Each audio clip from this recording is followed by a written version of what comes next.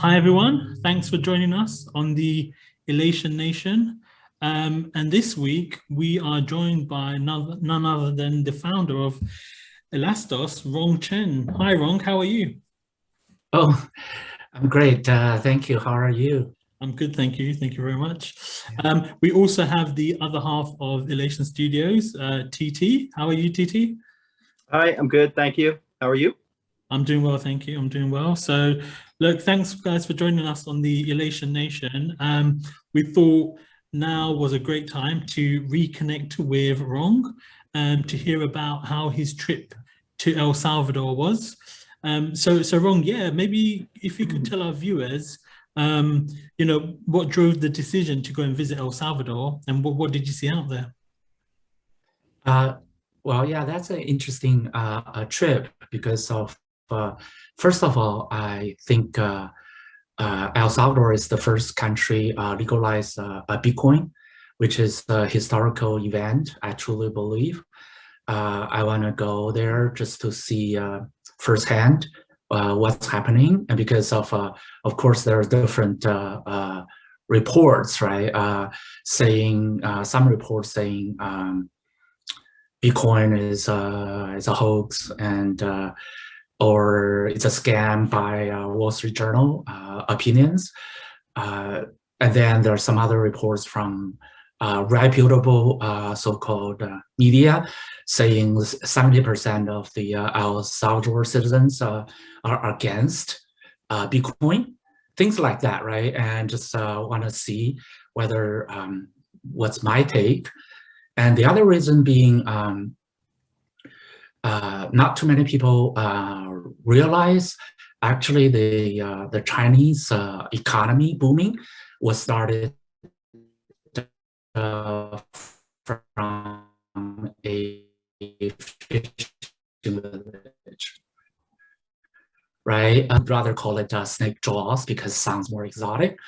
After all, the village is a harbor, and then the fishing boats are parked in terrain in area. The water is relatively calm. The mountain, looks like a snake mouth, basically, right? The harbor. And that was a fishing village around 1980. That's how everything got started. The fishing village was just a fishing village. And now it's a Shenzhen city with more than 10 million citizens, and one of the largest metropolitans in China, which the city hosted Foxconn, which I worked briefly, and Huawei and Tencent, to name a few, right? That was everything was started from a fishing village. And not too many people realize the significance because 1980, when I had a chance graduated from college, I thought, of course, I won't regret. US is a lot of young kids as a dream, right, to come to the United States to pursue grad studies. Yeah. But some of my cohorts, or not really cohort, I mean, same year, same class graduates, they went to Shenzhen.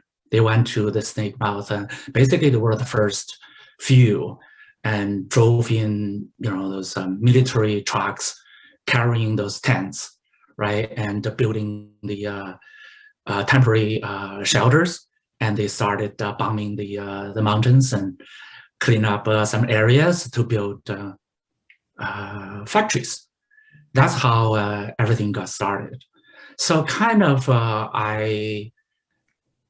I'm thinking, is it possible to repeat, right, this kind of phenomena in El Salvador? Because if you think El Salvador is a tiny country, but on the other hand, it's just not El Salvador alone. The issues are common for a lot of those Latin American countries or African countries, because for a country with 6 million citizens, they cannot possibly support their own currency. So they adopted US dollars since 2001. because of they couldn't stand the fluctuations or influx of US dollar or outflux, right? And so in that, and also remittance is one of the biggest contributors to country GDP. Actually, the remittances counted for about a quarter of El Salvador GDP. By adopting Bitcoin as a intermediary, right? Basically, the people who wear money into El Salvador, they send money in US dollar in, and their family will receive US dollars without any loss. So say husband sent $100 to his wife will receive $100. But in the past, the husband sent $100, his wife would receive $85. And so actually it's very obvious, your family members send you $100, you receive $100 instead of 85.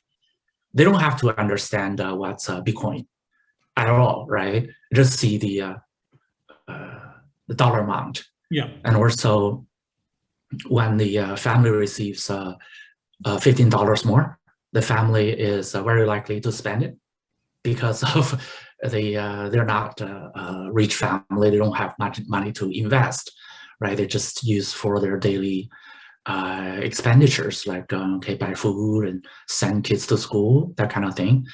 So I would think it's not a matter of 70% of the citizens against Bitcoin. They don't really see Bitcoin, put it this way, right? They see $15 more. That's what they see. Yeah. So in that regard, I don't know what this Wall Street Journal, is so-called reputable. Come on, right? Are you really? Because I had a really respect to Wall Street Journals because that's the magazine or newspaper for business, right? And this is just, after all, an opinion, somebody's opinion, but definitely not my opinion, put it this way. Got it. Okay. No, very valid points. And I believe you didn't go alone. You had some members or some companions. Who went with you on your trip? Well, I invited Alex Ship, okay. Of our last year's CRC member. Yeah. And also he is part of the part-time, right, working to write articles and reports for Elastos.info. Yeah. And also because he lived not far from El Salvador. He also lives in Costa Rica. He lives in Costa Rica, which is about an hour and a half away from, I would say he lives part of like a third of his time, half of his time. Sure. Live in El Salvador, Costa Rica. So he speaks Spanish, which I don't understand a word of it. And also we had a contact, and some friends of mine introduced Carlos, a local guy who lives in Alzante. So he drove his car to pick us up. We went to San Salvador, and also he showed us the old city, the new city, and also we went to Alzante, so-called Bitcoin Beach, which is a pseudonym, right? The official name actually is Alzante, but then also visited Altunco, which is the surfing resort. Everything actually started from Altunco because of some international tourists went to Altunco to surf. Then they want to do some philanthropy work, so they went to a poor village nearby, about 10 minutes, 15 minutes drive, 7-8 kilometers away. So they went to that poor fishing village and then started the Bitcoin Beach initiative from there. Got it. Okay. And what was it like? You know, how was the sentiment on, I guess, Bitcoin Beach and some of the other places you visited? Did the locals seem very excited that Bitcoin was about to become legal tender? Were they unaware? You know, what was the level of awareness that you? Well, I honestly speaking, you know, I would think at San Salvador, because we did asked a few passersby, we visited that government wallet place, Chivos. They have this kiosk, right? And so we asked people, passersby nearby. We also asked the guards, because apparently in the evenings they have those military guards nearby, because it's a crowded center of the city.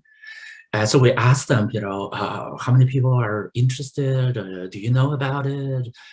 And my take is that, as I mentioned, I would say more than 95, if it's not 99% of people don't care or don't know. Mm-hmm. So saying 70% of the population against, which is a total exaggeration, I would say 95, 99% people don't really care. They don't know either way. They don't know, you know, what's Bitcoin. They don't know what's Chivos, crypto, right?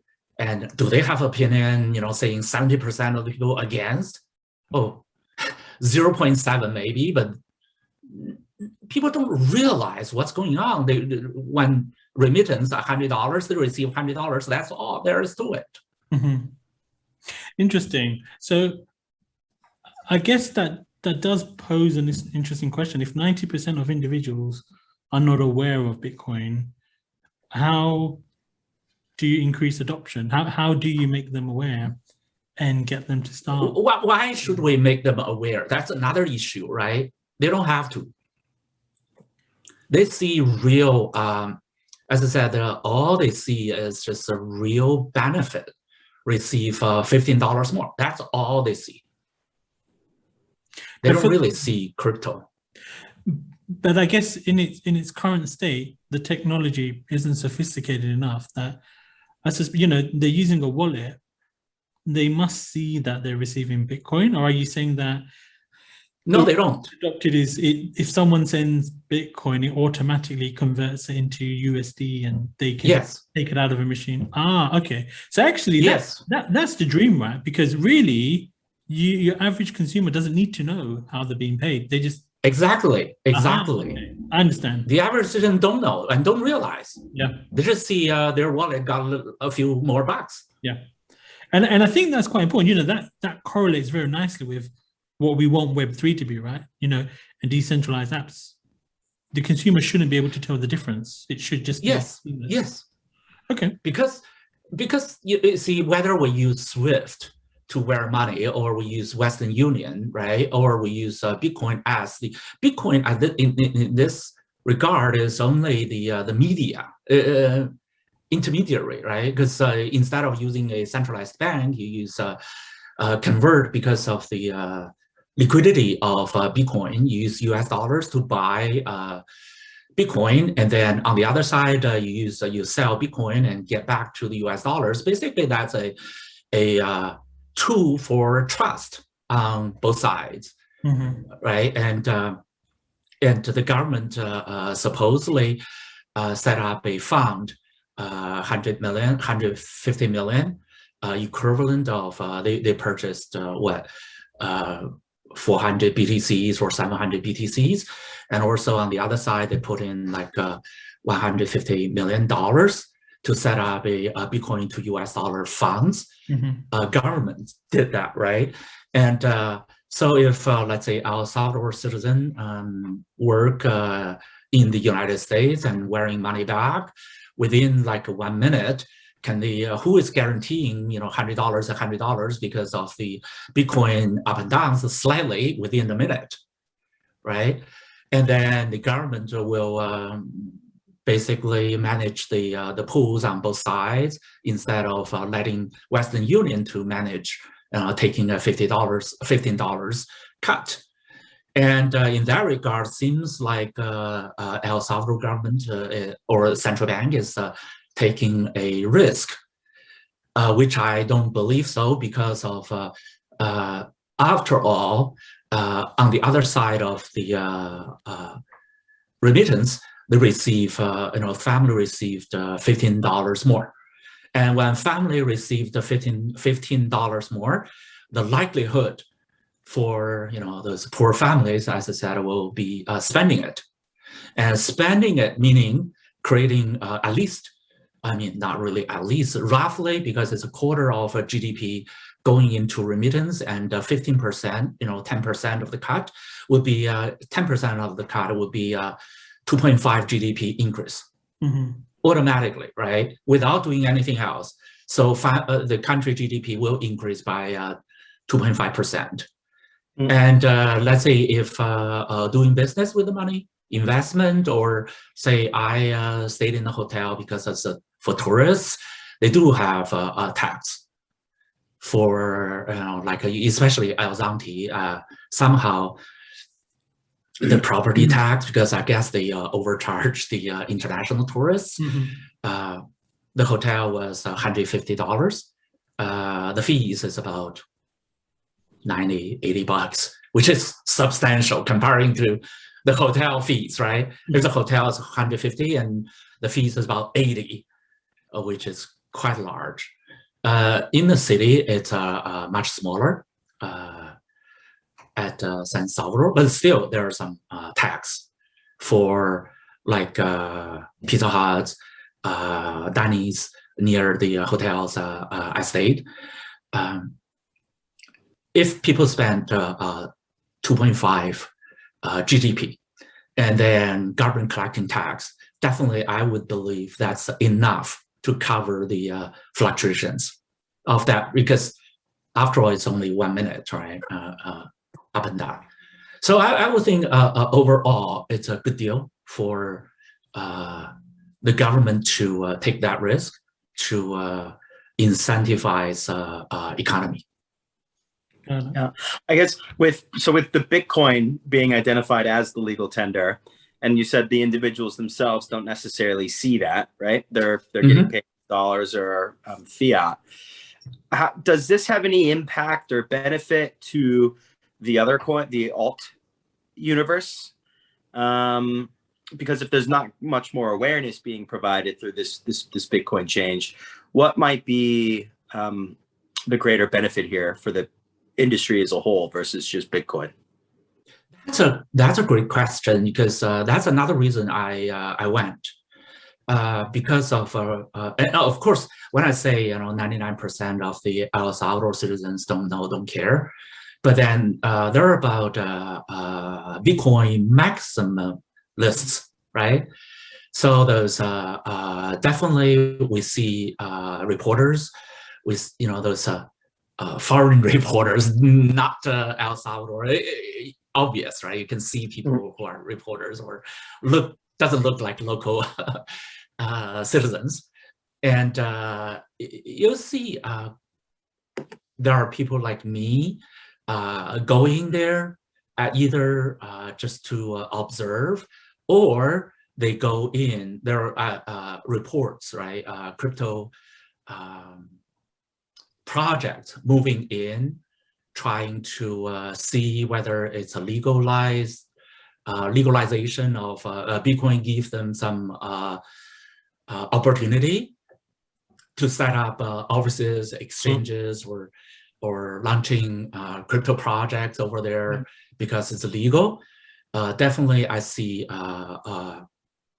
some foreigners moving in because of the other thing is.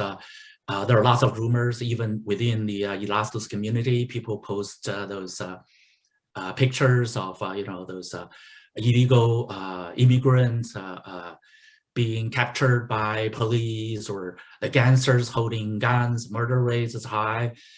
But when I go there, I find the El Salvador citizens are very warm, because of, after all, this is a third world country, underdeveloped. So the people are very relatively much simpler, right? Simple life and warm-hearted, right? Because happy. Everyone, like when we go to restaurants, when we go at the hotel, front desk, they're always very courteous, very friendly, and seems to be happy. When I ask them about the safety, we even went to some like villagers' houses for those home cooking dinner, a home cooking meal kind of thing. There's similar restaurants in China. You go to farmers' villages, and they have those, basically the locals cook food for you, and you pay them pay some fees. So we went, right, and asked the people there. Seems to be that the crime rate is to those people not a big issue. And the security, safety, I do feel confident comparing to many other countries I went. For example, no offense, right? If I went to Paris or London, the crime rate, Amsterdam train station, the Paris train station, or Barcelona beachfront, I would feel more at risk than at El Salvador. I would think to tourists, El Salvador is safer than Barcelona or Paris. Certain areas, right? I do feel that. Yeah. So now I answered your question about the Bitcoin.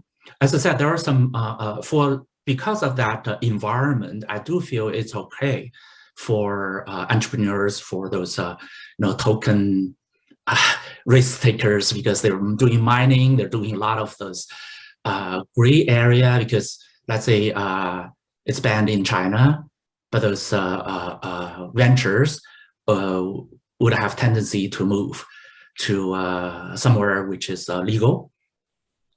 And as I said, then to those people, and of course, to them, it's they believe in cryptos, right?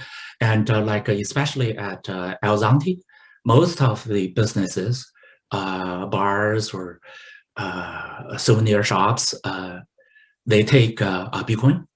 So you can basically, there's a barcode you can scan. They have choices, right? The business owners, they have you can pay. They say, okay, I believe in US dollar only.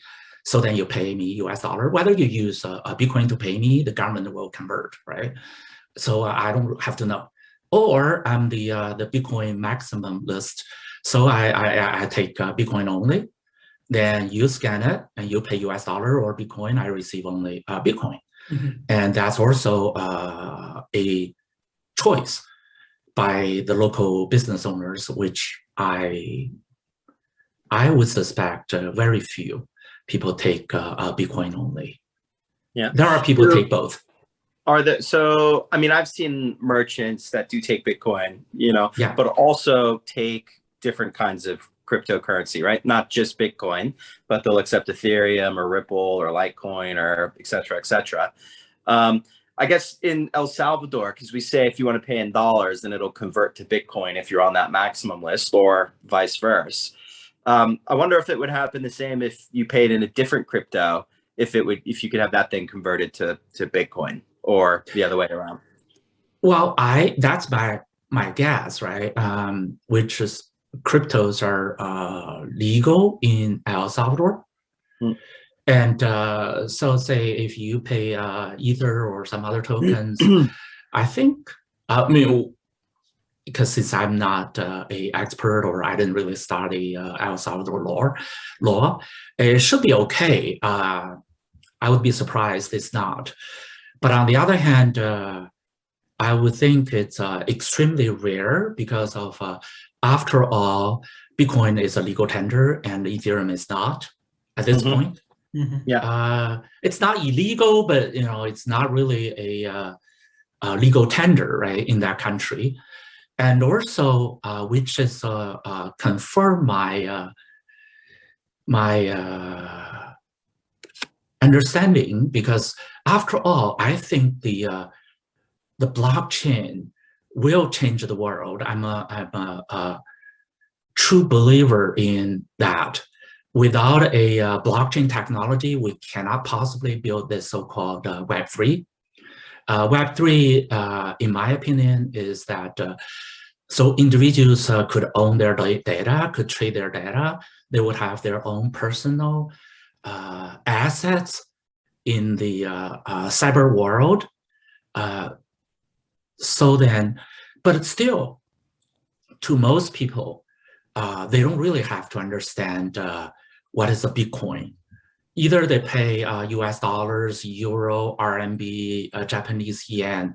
That's still the legal tender. I would think that's the majority of the masses, right? Well, they're used to, and they're going to use.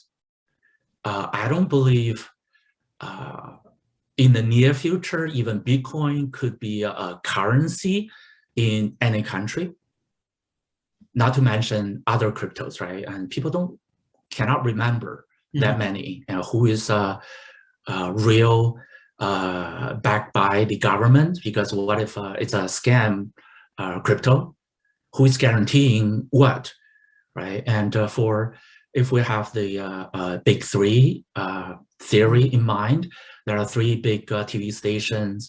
There are three this and three that. If you see any doing trading stocks in any segments, those investors only remember the first three. Doesn't mean there's not a fourth and fifth, sure, right? But in every market segment, let's say operating systems, social networking, or infrastructure building like Wi-Fi, 5G, the investors can only remember the top three. Who can remember the number four? And which is just human nature in that regard. Got it. Okay, so I guess if we pivoted a little bit and thought about Elastos, what sort of opportunities do you see within El Salvador where some of Elastos's technology stack could be used? Well, I want to explain the reason for the trip. It's a rather short trip, 5 days, but I just want to see my firsthand, to see what's going on, and then to see whether we can adjust our strategies. Because for Elastos, as also we're at a critical juncture right now. We just finished the 4th year anniversary. We just finished the core development, because the first 4 years, I call it phase 1. Basically, it's more like a research and development, which meaning we won't let the community to have too much to say, because of we have a hunch we should build a personal cloud. And also, after we build the personal clouds for individuals, then the next thing is a peer-to-peer communication without intermediaries, right? And then, of course, there's a governance, separate public.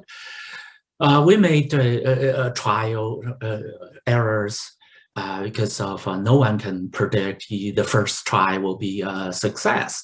And also, this is what the project's all about. If we wrote our white paper, if community investors believed in us, we're going to do what we believed in. But at that point, if we ask, okay, why don't we let the community to decide, then it'll be, I believe, research will be a total mess. Because of, then somebody came up with this kind of, basically the losing pieces all lying on the ground, but then nobody can assemble them together because they don't follow the same standards, they don't follow the same protocols. That's why we don't open debate about our decisions. If it's a mistake, we accept it's a mistake, but still we don't let the community to argue, saying, you know, hey, Ron, you stupid, you make mistakes. We made mistakes, but then I want the community to have a more open-minded understanding what we're trying to achieve. But so far, I think we have already got the big picture painted to the community. And then we're going into a transition into the second phase. The transition period is from August to December of this year, right? That's kind of in between. And then we're finishing up phase one, and we're started to plan for phase two, basically for the fourth quarter of this year. The trip is for this corporation to basically double check whether our hunch for phase two, for the ecosystem building, how do we get more users? How do we get more dApps? More along the line of real world use cases, right? Instead of crypto only, because of I hope our community have already seen what we have been doing. For example, we started implementing NEO compatible smart contract sidechains. But then when Ethereum is gaining mainstream adoption for the smart contract, we switched to building Ethereum compatible sidechains, smart contract sidechains.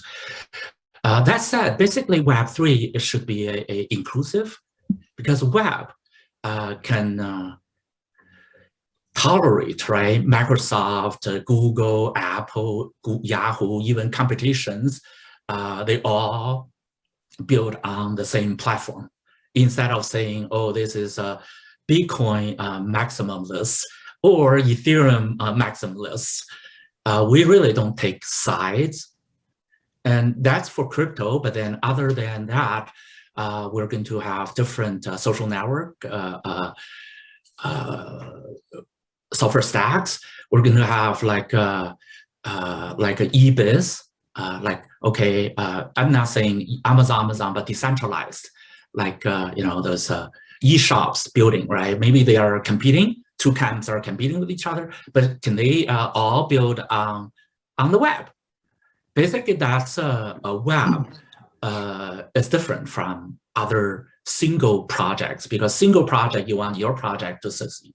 Yeah. For web, we want everyone to share a neutral playground, so then all of them or any of them could succeed. Especially, I believe in the real world use cases. I believe on the web, the majority, right, 95% of the people use fiat money, use maybe crypto ones like crypto RMB or crypto dollar, right, crypto euro. But then how many of them really going to use tokens? I seriously doubt that. But on the other hand, building a web is a two-tier. The tier for trading for the normal users is for those digital currencies, which is, I believe, will come, right? Like a digital RMB. Or if you think of digital RMB, it's a government controlled, no doubt. But then if you take USDT, for example, it's also centralized. There's a company control, right? Whether it's a Tether, the company control, or there's a central bank of China control, what's the difference? They're crypto, they're smart, you know, so then you can have smart contracts, a program. When you receive $100, the supply chain will be paid along the supply chain automatically, without the big middleman holding the $100, without giving the supply chain their fair share. So that'll change the economy dramatically. And the other side is, how about the supply chain? The supply chains could have their own tokens for accountancy. Say you provided Wi-Fi, I provided 5G, and the third one provided the cross-ocean fiber. And how do we do the, how do we sign contract? How do we do the accountancy? When the $100 received from a customer, then who is getting what, right? So then each segment of the supply chain or services providers, they'll receive their equivalent. Let's say some portion are, let's say we use the ELA for gas utility on this personal cloud or on the peer-to-peer networking. So then let's say someone provided Hive storage. The gas for your storage would be ELA. And someone used Filecoin. So the storage gas will be Filecoin. And who is to say, you have to use ELA or you have to use Filecoin, right? How about you receive a US dollar or digital RMB? Then we use decentralized exchange. There's a rate. Then you just go buy Filecoin, buy ELA, and distribute among the miners. So that's where I see crypto play a role because of which currency you can use for reward the miners, because you don't really know. Because let's say we set up a Wi-Fi network, ad hoc mesh network, then we issue somebody issue a token for this mesh network, right? So we issue this but who is guaranteed the mesh network will win against 5G? No one can be sure, right? So some other can bet on 5G, and some players bet on mesh network, the Wi-Fi mesh, and then so it's equivalent. You say that's a utility company, or you say it's a security company. They issue 5 million stocks or 50 million stocks. What's the value of that 5 million, and how are they going to compare, right? So let's say the mesh network beats the 5G. Then they'll take 90% of the market share. So their value will go up. Vice versa, if the 5G takes 90% of the market share, their value will go up. Yeah. So if you just use US dollar as a gauge, that's not fair. Because it starts from 50-50 and the winner is still 50 and the loser is still 50. So that's where I see those utilities coming in. But of course, there are a lot of legal issues, whether security should be regulated, utility will be regulated in a different manner. But then the cryptos are here. They're going to stay. The government better get used to it, better adjust their policy instead of saying, okay, Bitcoin mining is illegal. Where's the new economy? I do believe the new economy, the incentive, the token rewards, the rewards miners, which is a different economic form. The governments better take it, I believe. Got it. Okay. And do you see, and I guess post your trip now, do you see the next step, so phase 2, pivoting in any way, or is the plan to still focus on awareness and adoption of the Elastos ecosystem? Yeah, pretty much. It's all I'm saying is I'm advocates for real world use cases, especially like El Salvador is a real use case. Whether there's a money laundering, how do we prevent money laundering? Say KYC, the DIDs and stuff. On the other hand, until the engineering teams put their planning in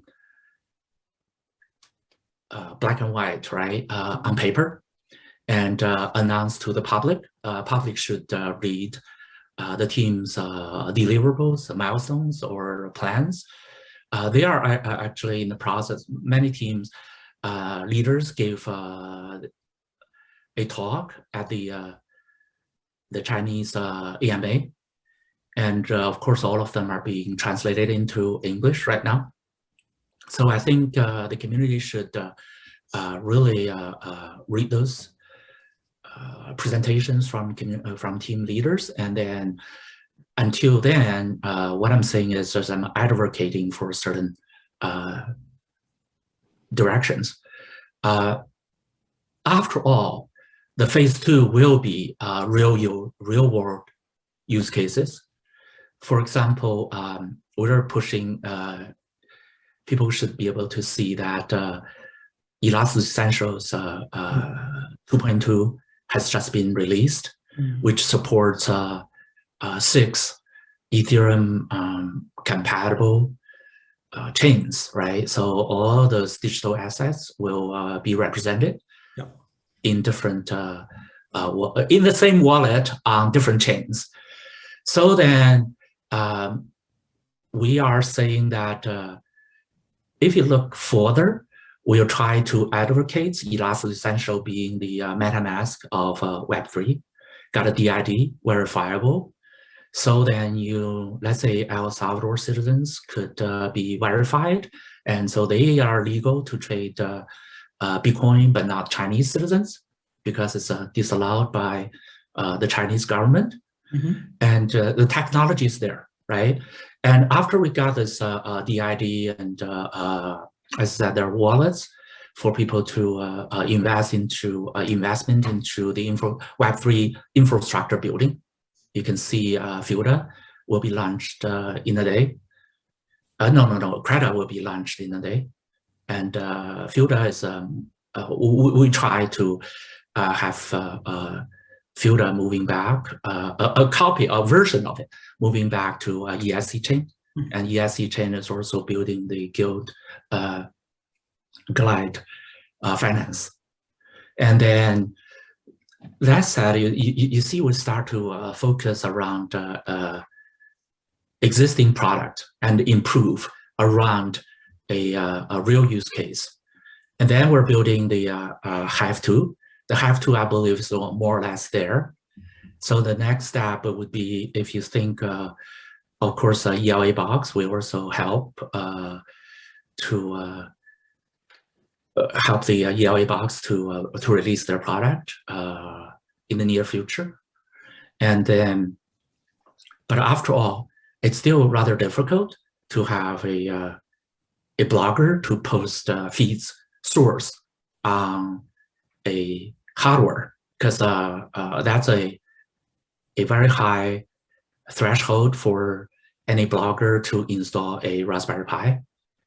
So can we have the Hive work with the ELA box? So then everyone who has a Elastos Essentials would automatically kind of sign up a Hive storage. So implicitly, the Hive storage could be on an ELA box. You own your own data. Or some people don't want to build their own Raspberry Pi. They could use Trinity, use whoever's they trust. And then they can launch their, let's say, feed source directly from Hive storage, from their personal cloud, instead of from a separate hardware piece. So those are the directions. You can see those are the natural steps will be the engineering teams will be taking step by step. We have already got the first step, so then we're going to walk the second step and the third step. Sure. I think, we have seen a sudden explosion in, some use cases of the dApps. I think especially, the Passar marketplace on feeds, it's suddenly become very popular with NFTs. So, there's community one and the apes. The Elastos Ape series is doing really well. I know Vegas Mike is about to release some NFTs. So, that's great to see. We're really moving onto adoption. Maybe it's small scale right now with the community, but, it's going to start to build out. I guess I did just on that around ELA box and the peer-to-peer carrier, and you mentioned the Chinese AMA. I know the community were very interested and excited by an announcement from Mark Xing about potentially rolling out 3 million SATA boxes in China, which would, it would scale up the carrier network from, I think it's about 300,000 right now to 3.3 million, so 100x. I guess anything from your perspective you can add there, or maybe give insight, what would that actually mean? What sort of benefit would that give to the Elastos ecosystem? Yeah, well, first of all, Mark Xing is an investor, and he's on his trip to China, basically to talk to the teams, because after a while you have to have meetings face to face, and also visited the labs, visited the customers of the business that they invested in, right? To have a firsthand feeling whether those CEOs or the team executives of the company telling you the truth or not.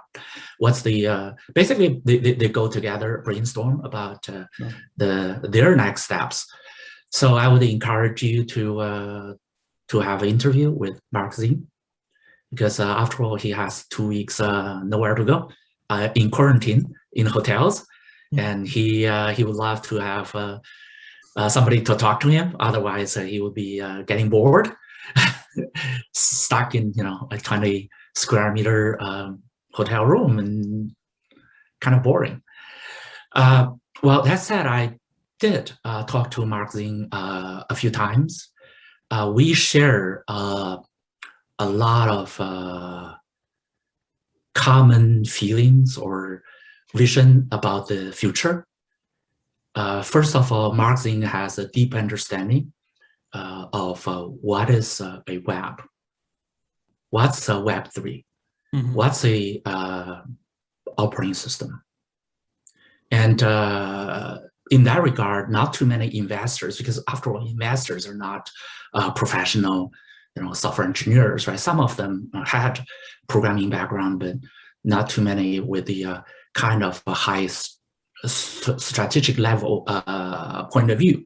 In that regard, I do share the vision with Mark Xing, because of when you do dApps development, the dApps, like operating systems, are like apps, right? Apps don't trust apps because they steal each other's data. They try to sabotage your competition, right? Like one eBiz will try to, kind of some of them are trying to put but basically they compete. Some of them use some kind of what do you say, those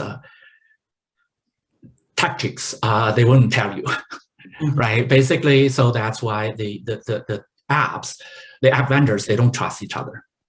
But then they all have to trust the operating system. Otherwise, they have to pick a different operating system.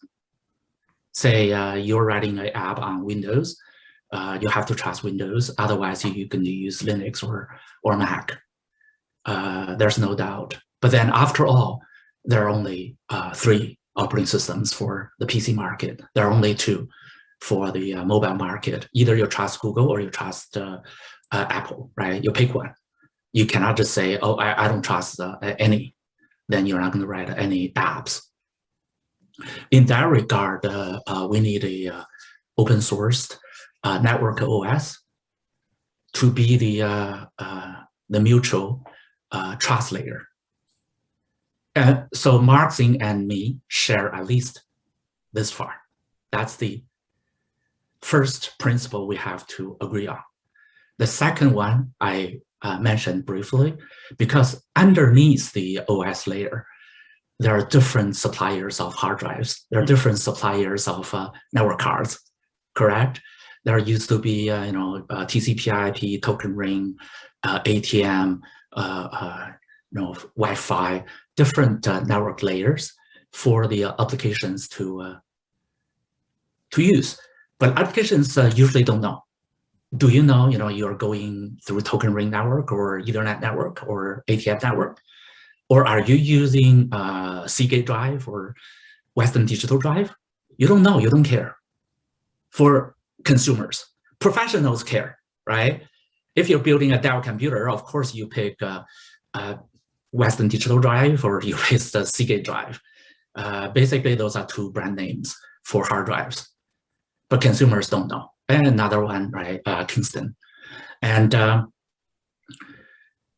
so in that regards, operating system is also a agnostic layer, hiding, are you really using Ethereum, or are you using Heiko Ethereum, or are you using Binance Ethereum? You don't know really, right? Are you using, a Filecoin as your storage, or are you using Elastos Hive as your storage? Are you using Storage A? Why should you bother? And then on the other hand, all those pieces, if we used underneath, we have to give them rewards. As soon as the operating system or the Elastos Essentials received $100, all the supply chains should be paid, right? Mm-hmm. So in that regards, which is, Chinese government just banned Bitcoin mining. But on the other hand, those state-run businesses are very, very hungry to compete with Tencent or Alibaba, because that's a very vibrant economy over there. Mm-hmm. You cannot just say, okay, the government banned crypto, then there's no opportunities for cryptos. There are a lot of opportunities in China because of all government ban was crypto exchanges and also trading, the consumers trading cryptos. Because as I believed, how many people are really the consumers when they buy or sell merchandises, they're using, most of them using the fiat or digital fiat. But then should we use tokens for the supply chains to gauge their performance, to gauge their opportunity up and downs? And in that regards, I don't think the Chinese government is prohibiting, government, different supply chain players to make agreements, to compete on a fair ground on who is winning. Let's say the mesh network or 5G network, who is winning, right? How are you going to do your accountancy?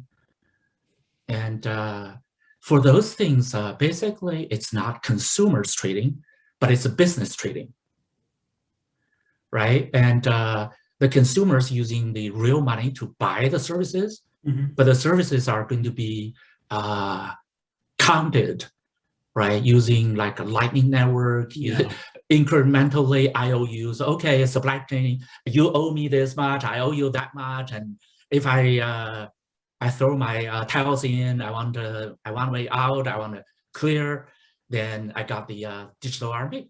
Yeah, correct.